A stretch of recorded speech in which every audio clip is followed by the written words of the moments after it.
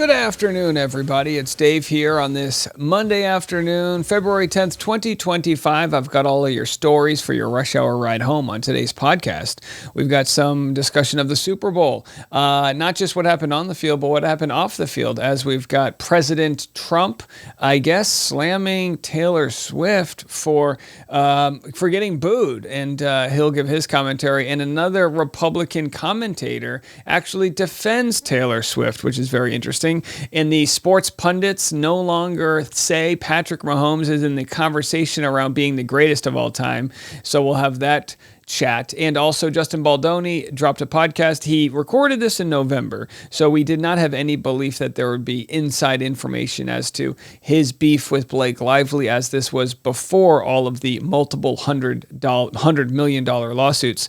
But I will share a couple clips of what he had to say. Also, Kanye West off the deep end. I mean, he already was off the deep end. If there was a deeper end, he's off that too. I'll share why he's in the news after purchasing a halftime commercial. He's a good example of marginal tax increases on the ultra wealthy. Maybe he's got too much money. And speaking about money and land grabs, we've got a conversation on Gaza and what President Trump plans to do with the Gaza Strip. I don't know if it's legal, but would a judge be able to stop him? Which asks the question. We hear from George Conway, a Republican sort of anti-Trumper who was part of the Lincoln Project, and he gives his opinion on if Trump will obey a judge's ruling if he does anything illegal. So again, lots to get into, unprecedented time. We got all these stories and more, and it's all coming up next on The Rush. All right, here's a nice story for you penny pinchers out there. They might be going away. It looks like Donald Trump is going to try to save some money by no longer minting the penny. Trump has ordered the U.S. Treasury to stop minting new pennies because it costs too many pennies to make a penny. In a post on Truth Social last night, Trump said, quote, "Let's rip out the waste of our great nation's budget, even if it's a penny at the time." So here's some numbers on this.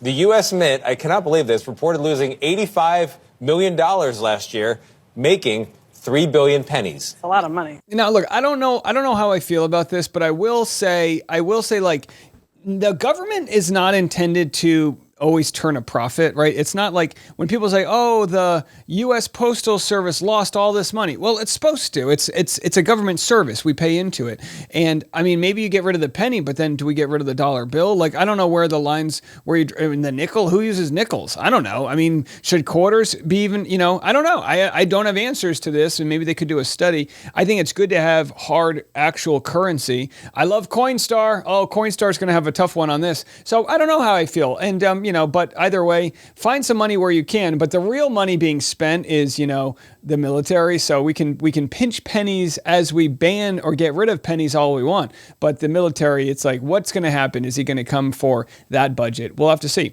Well, he came for Taylor Swift. He rubs her nose in the Chiefs' loss. Here's what he had to say. Of course, she got booed.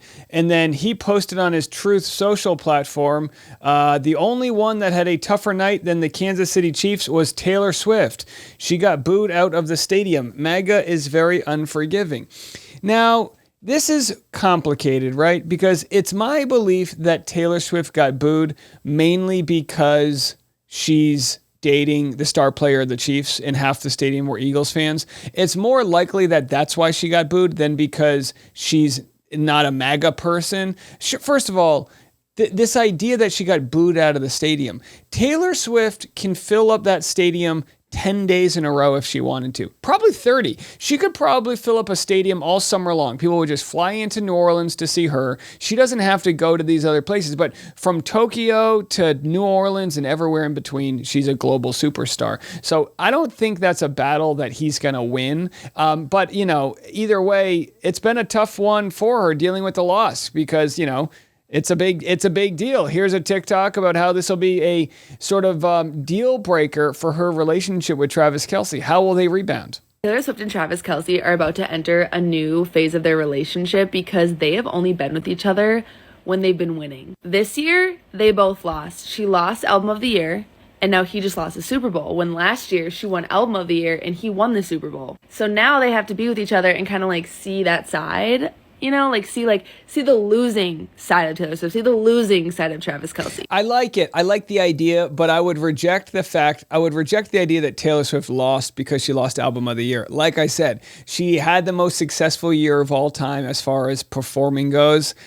She made more money than anyone's ever made as a performer. She's the greatest, most profitable pop star of all time. That's just in the numbers. So I reject that idea. But yeah, the idea that now she's going to have to see is Travis Kelce one of those toxic guys who loses the Super Bowl. So now he's like, I can't talk to Taylor for 3 months and he just has to go in the gym.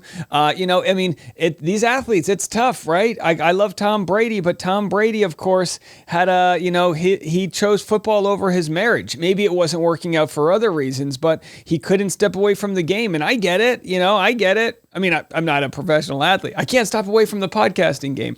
Tommy Lahren, someone who I probably don't agree with on too much culturally, had this to say in support of Taylor Swift. I know I see this differently than a lot of my conservative friends, but I didn't like nor do I celebrate the booing of Taylor Swift. What did she do to any of y'all? I get that she endorsed Kamala, but that's her right. Are we supposed to hate someone because they have different political opinions? Overall, she is a wholesome and talented performer who, by all accounts, is kind to her crew and a nice person. I don't celebrate that kind of thing being booed just because she voted for someone that I didn't. And again, like I said, I don't think maybe some of it was political, but I think it was mainly people booing her because she was dating someone from the opposing team. But I will say this, this idea of like the cancel culture is only on one side. Yes, there is a very loud, ultra far left that wants to cancel people that have different opinions of them. But the far right has the same exact thing. Trump wants to cancel people. I mean, look, even Elon Musk, he wanted to primary, which means fund somebody to get somebody out of office if they disagreed with him on certain things. So this idea, I mean, that's what canceling is, right? It's democracy. It's voting with your dollar or voting with your actual vote. So she says, like, yeah, don't we have the right to dissent and disagree with each other? And while we do, people will make their voices be heard. Well, here's Jalen Hurts. He won his first Super Bowl, and he discusses what it was like to go from getting benched in college to being on top of the world. I'm that same kid that, went to the national championship and lost and went back and, got benched and had to transfer and had to go through this just unprecedented journey. And that kid always kept the main thing, and always was true to his vision and what he saw. Kept the main thing. I mean, what's this? This goes to show that we need to embrace loss and be okay with it. And loss can make us stronger if we use it to motivate us to be a better version of ourselves. Congrats to him for knowing that. Well, Tate McRae, by the way, if you don't know her, I think she's Canadian, right? Pop star. She predicted the exact score of the Super Bowl back in 2023. This is an example of confirmation bias, which is the internet is full of so much information that someone is bound to get something right, and it doesn't mean that Tate McRae is a psychic. It just means of all of the people that guessed what a score would be, someone was going to be right. Someone was going to be Nostradamus. Wait, this is football, right? I think it's going to be, 70 and, no. Okay, it's going to be 40 and 22. Who's winning? Obviously Philly. So she said this 2 years ago. And again, that was the final score and Philly wins. It's crazy. But again, it just goes to show how big the world is, how many voices are out there, how many opinions, like everybody, like this is it. And we need to remember this because you can find proof and evidence to support whatever opinion you have on the internet is my point. All right, here it is. The discussion of who is the greatest of all time. The debate is over. Sorry, folks. My Tom Brady is still on top. Is the GOAT debate officially over? It's officially over. There's nothing to talk about. It's officially. Ain't nothing you can do. No, I'm not saying there's nothing you can do, Okay. but we can look years down the road. Yeah, We're talking about right now in the moment. Okay. We ain't going to be talking about this right now. Yeah. We ain't going to be talking about this next Yeah. year. Let me just throw out these stats for you to get right here. This is Patrick Mahomes in the Super Bowl 3-2 record, 65% completion, 265 yards, all right, 10 touchdowns, 7 interceptions, a passer rating of 86.9, okay, even though he's won 3 Super Bowl MVPs. You're talking about Tom Brady with a 7-3 record. His record speaks for itself, 5-time Super Bowl MVP, all of that stuff. We got to bring Joe Montana back into this conversation because of what we witnessed yesterday. Joe Montana, 4-0. 68% completions, 285 and a half passing yards, 11 touchdowns, not a single interception ever, okay? A 127.8 passer rating, and he's also a 3-time Super Bowl MVP. So again, the fact that after this Super Bowl, it's one thing to be talking about Patrick Mahomes and Tom Brady. After this Super Bowl, we talk about Tom Brady, Patrick Mahomes, and Joe Montana. So I guess they bring Joe Montana back into this discussion. I'm sorry, this is such flawed logic. They say, well, Joe Montana was 3-0 in the Super Bowl, and Tom Brady was only 7-3 in the Super Bowl. Yeah, Tom Brady went to 10 Super Bowls. Joe Montana went to 3. So therefore, Tom Brady was triple as successful in getting into the Super Bowl. So you know what I mean? This logic that guess what? If you want to play that game, I've lost less Super Bowls than Tom Brady. Aren't I the greatest of all time? You know what I mean? Let's take a quick break. We're going to come back with craziness, that being Kanye West.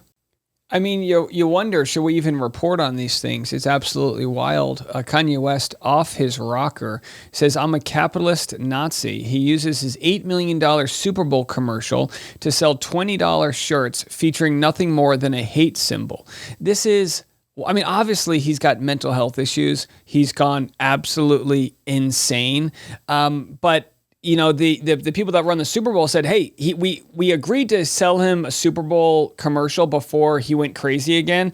And you could say that, but he went, he's had mental health issues. I hate to even call him crazy. I don't know if that's the wrong term to use for whatever the heck's going on with him, but it's a sad and scary time out there. So again, my love goes out to my Jewish friends who are dealing with anti-Semitism, just so blatant. It's absolutely wild. All right. We're going to save all of the politics stuff for after this next video I'm going to share. But Justin Baldoni was on the Gents Talk podcast, and he discussed healthy masculinity, his movie It Ends With Us. I did a quick search of the transcript because this podcast broke as we were recording, literally right now. And I don't think there was any mention of Blake Lively. It doesn't mean there won't be some interesting moments that come from it. I'm just going to share a couple clips with you. But again, you can go listen or watch the full episode. It's out right now. And I'm sure by tomorrow morning's episode, we'll have more details if there's anything said that is, I don't know, super scandalous. But let's listen to a few things of what Justin had to say.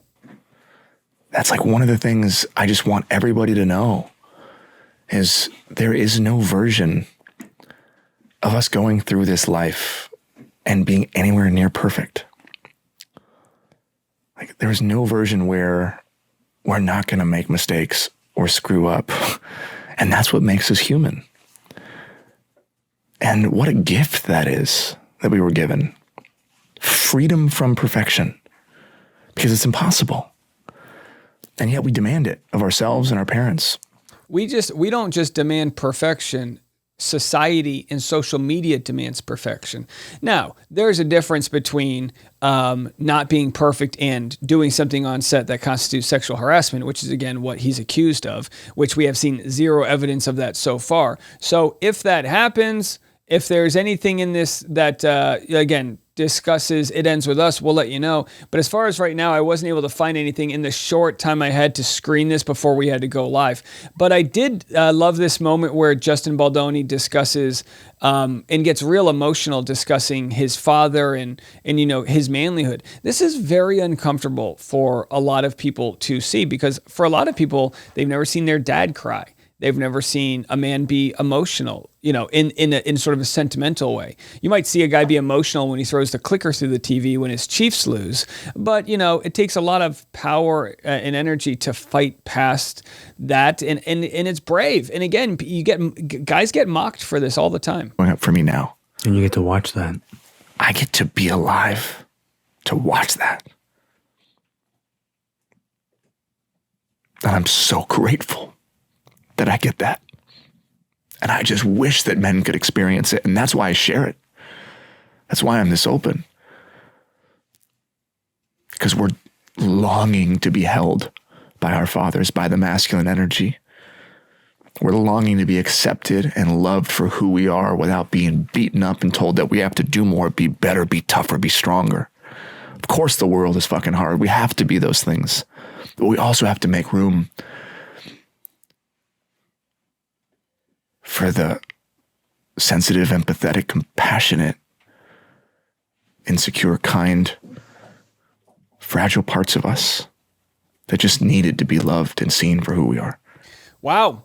And this is what Megyn Kelly will say is the over-feminization of men. I just couldn't disagree more. I don't have any other ways to say it. I couldn't disagree more with Megyn Kelly here. What he showed is his ability to be strong, and I would argue to not fight back publicly so far, but to do it through the court system. I think that's the strongest play he could have made, and obviously his lawyers fighting back publicly for him, but he's living by his faith and he's sharing his experience, and I see that as strength. And I think to people that don't quite capture it and don't absorb what he's saying, it's because of their own sort of trained way of what a man should look like. I reject it. And he's a father, and as a father now, I look at what we were taught when we were growing up and realizing like you can do multiple things. You can walk and chew gum at the same time. You can teach your kid how to be tough and stand up for themselves. And you can also teach them how to be open and honest. A lot of people might not believe this, but it's my belief that a lot of the diseases that plague us come from like emotional blockages within our body. That's why sometimes when you want to share something really emotional that you've never shared, you get what's called like a frog in your throat. And it feels like you're being strangled to death because it's so hard to just release those things. But imagine what that's doing to the ecosystem within your body when you don't. So, to argue his point here, I think healthy communication between men is a good thing. And I think someone like Megyn Kelly feels threatened because it doesn't necessarily involve her gender, right? It involves like men trying to deprogram some of the toxic ways that they were raised. Again, nothing bad about that. Well, and I'm still befuddled. I've talked about it 3 episodes today about Megyn Kelly, and people have said, "Oh, Dave, you're misconstruing what she's saying." No, I know exactly what she's saying. She's trying to punish a guy who's really opened up to all of the love and riches that I think this world is supposed to offer us, and he's rejected the way others want him to be. All right, well, I got a crazy clip to play. It's a hard left turn from what we just covered. It's Trump discussing his plan to take ownership of Gaza. I'll be honest with you guys. I believe this is the single biggest issue that's going to be the downfall of Trump. That's how I feel. And I don't think everyone's there right now, but I think what he's planning on doing is not just illegal in our Constitution, but I think it violates a lot of other agreements not to, destabilize other governments and resettle people. They call it ethnic cleansing. And it's very telling what he's saying right here. Again, you don't have to agree with me, but this is like, I very strongly feel like we are witnessing 2 weeks into this guy's presidency, a huge overplaying of his hand that I don't think the majority of his base are going to be okay with. Again, this doesn't lower egg prices in the supermarket. Here's what he had to say. This was shared by the Tennessee Holler, but this was on Fox News with Brett Baer. 9 million people. We'll build beautiful communities, safe communities. Could be 5, 6, could be 2, but we'll build safe communities a little bit away from where they are, where all of this danger is. In the meantime, I would own this. Think of it as he says, I would own this, which the comment section's losing their mind because it's like, what about this is America first? I will own this.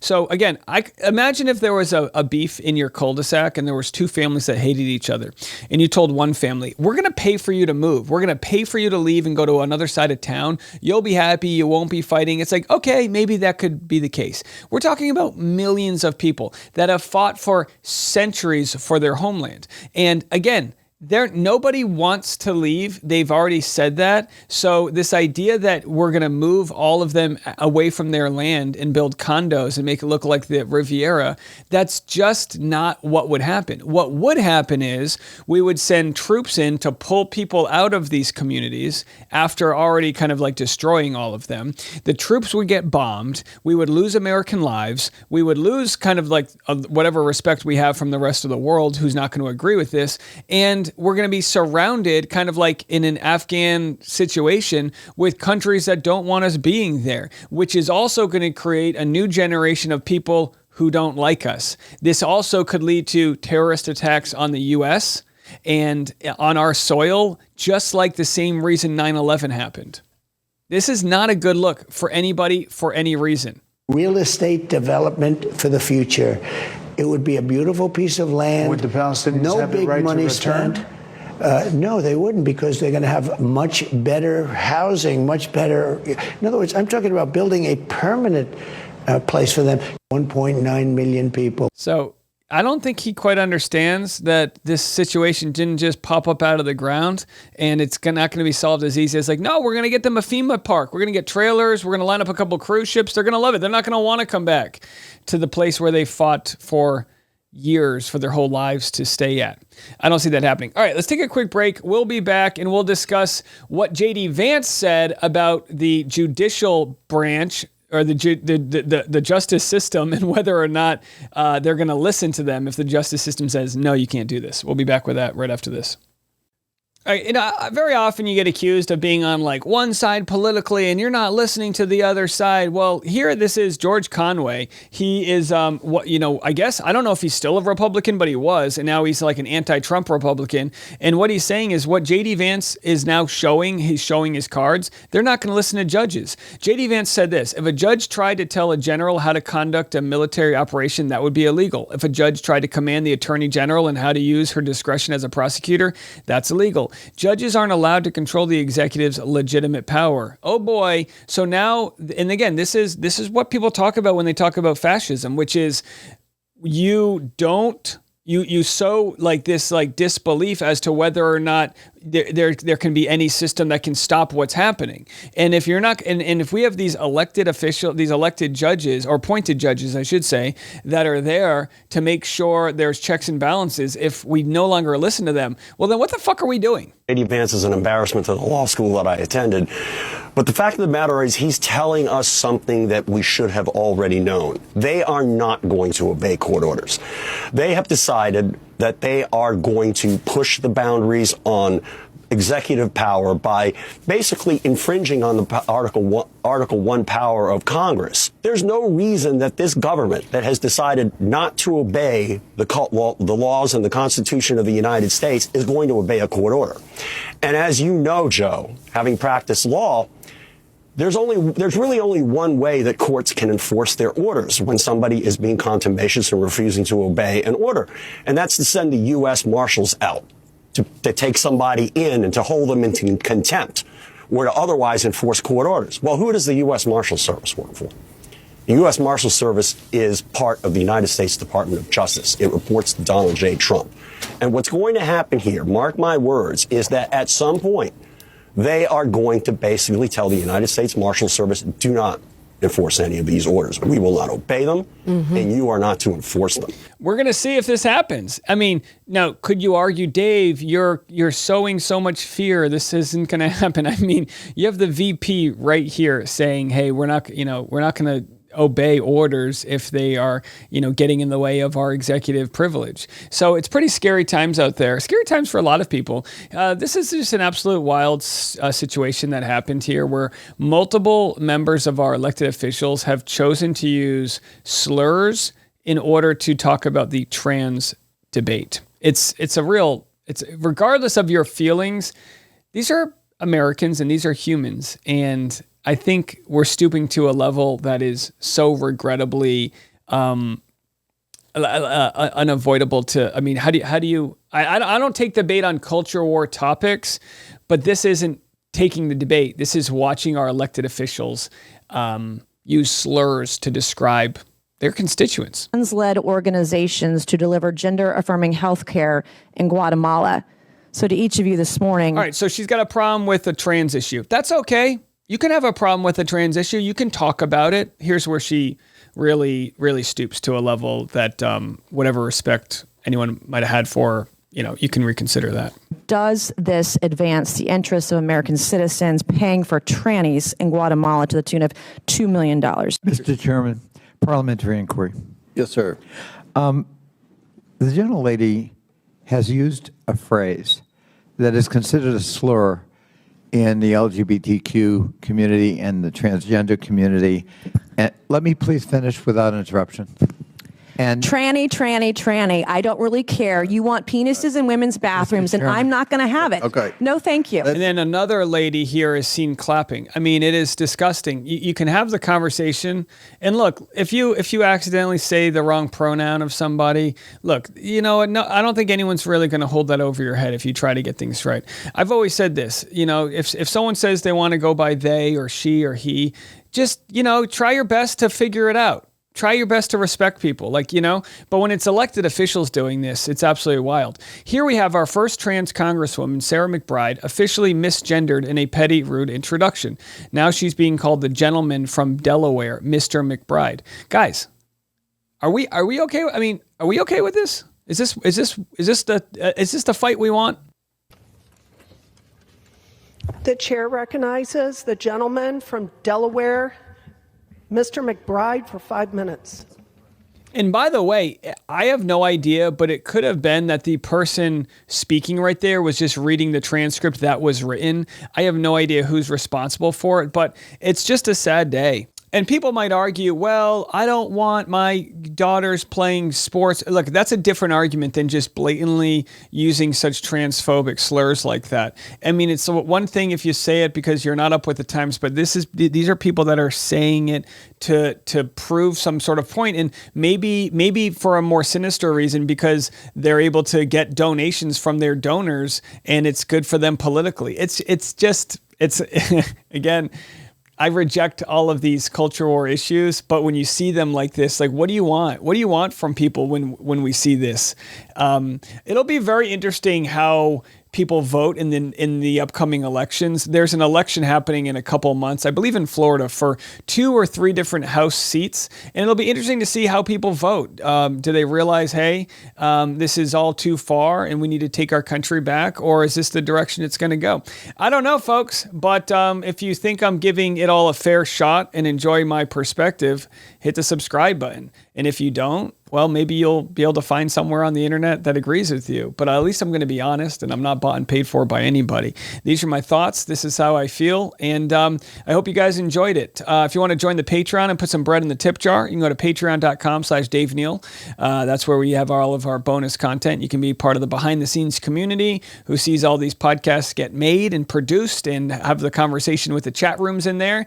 Otherwise, join us on Instagram, DNeals, if you haven't already. And let's continue to spread love. All right, we'll see you in the morning. I'm Dave Neal. This is The Rush.